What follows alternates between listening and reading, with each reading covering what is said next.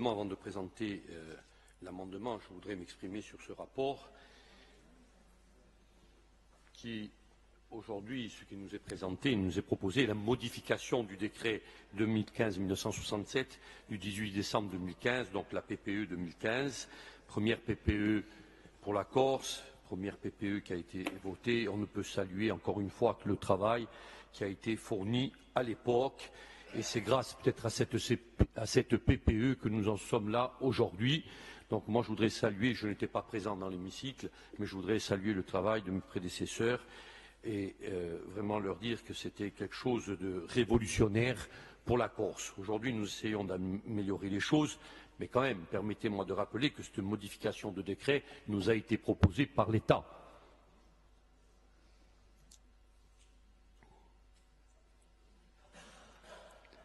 Je vous vois sourire, Monsieur le Président exécutif.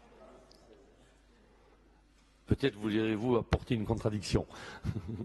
Bien sûr, la collectivité de Corse fait le maximum dans ce rapport.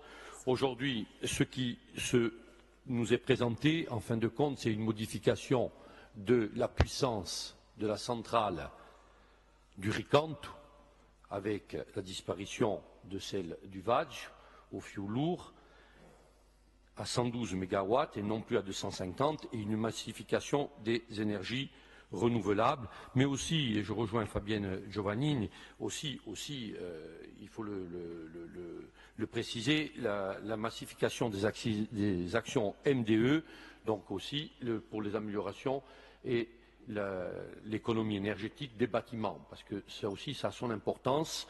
Si les bâtiments consomment moins, nous aurons besoin de moins d'énergie, nous polluerons moins, et de ce fait, c'est aussi un aspect social, et ça rentre, je crois que ça peut rejoindre le plan de précarité que nous avons voté, puisque, évidemment, ça sera moins coûteux pour les particuliers et le logement social, les logements de manière générale. Et, évidemment, la transition au gaz naturel.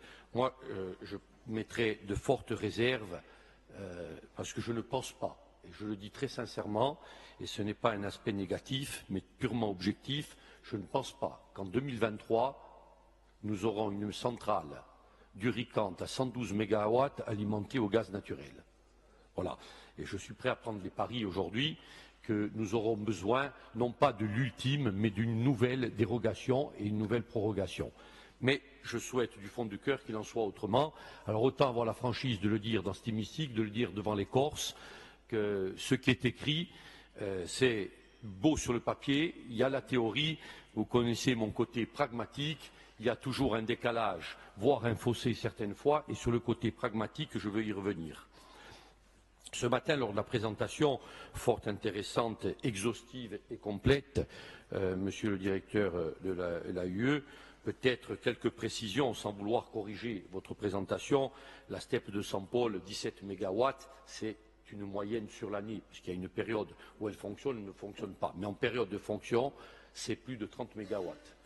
Donc voilà, je voudrais rappeler cela. La disparition des TAC, encore une fois, des turbines à combustion, elle ne va pas se faire avec l'évolution des ENR, parce que c'est l'objectif 2050, mais peut-être, et là je reviens sur notre connexion, les deux câbles Sarco et Sacoy, avec l'évolution du câble Sacoy de 50 MW à 100 MW, qui sera utilisé en fonction du besoin, mais qui garantit la production énergétique. Donc aujourd'hui, nous avons, si mes calculs sont exacts, nous sommes dans la même configuration que la PPE de 2015. Mon calcul me dit 267 MW de production garantie. Nous n'avons rien changé, si ce n'est que la structure de cette production est différente. À savoir, oui, ce qui est très important, et je m'en réjouis pour la région ajaxienne, pour les Ajacciens.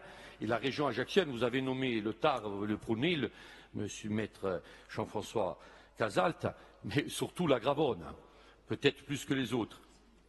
Je ne pense pas. Si. Bon, très bien. Mais c'est bien de le rappeler. Je pense que vous avez oublié, mais ce n'est pas bien grave. Voilà.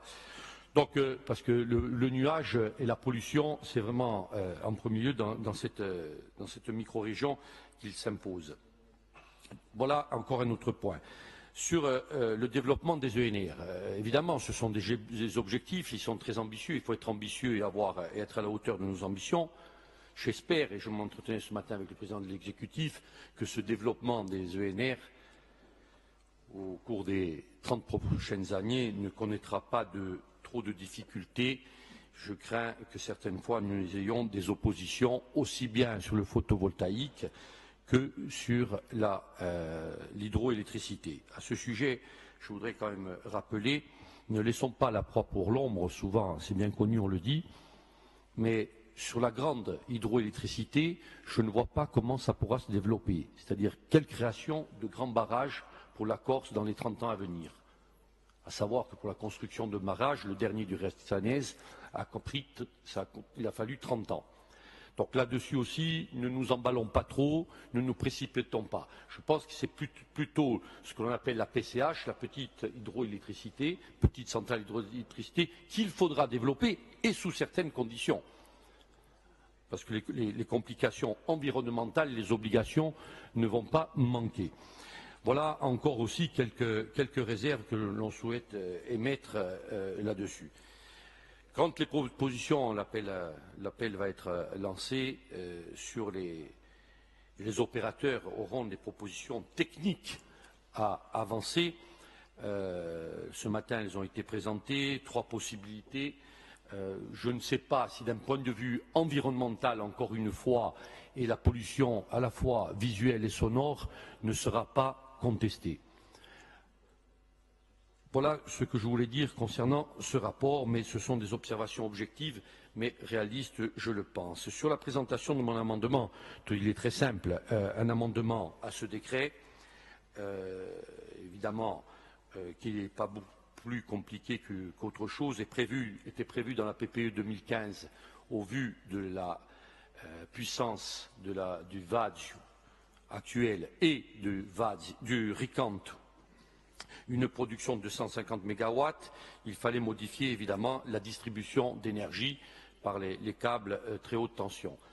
Donc aujourd'hui, il était prévu d'enfouir évidemment sur l'espace urbain ajaccien, d'enfouir toutes les lignes à haute tension. Je voudrais tout simplement, à travers cet amendement, que cela soit maintenu, non seulement pour Ajaccio, pour les Ajacciens, parce qu'on se préoccupe de l'environnement et du développement durable, bien évidemment, mais au-delà, même pour la région ajaccienne. Ça permettrait, vous le savez très bien, d'une sécurité à la fois à plusieurs niveaux, mais surtout d'éviter de la pollution visuelle et sonore, et d'autant plus que, toujours étant dans l'environnement, les nécessités de déboisement et les travaux importants de protection de ces lignes, d'entretien des lignes, évidemment, ça crée au niveau de la végétation des dégâts.